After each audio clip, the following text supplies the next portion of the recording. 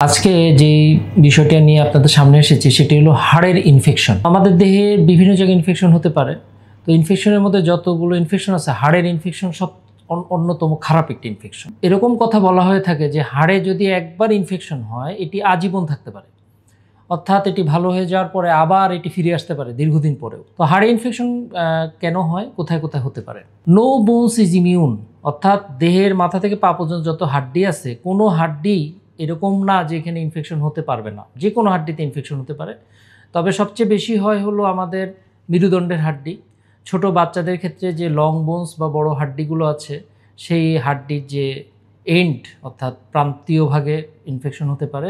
এছাড়া open fracture অর্থাৎ কোনো অ্যাক্সিডেন্টের কারণে যদি হাড্ডি চামড়া ভেদ করে বেরিয়ে আসে, এটিকে আমরা ওপেন ফ্র্যাকচার বলি। ওপেন ফ্র্যাকচারের কারণে ইনফেকশন হতে পারে।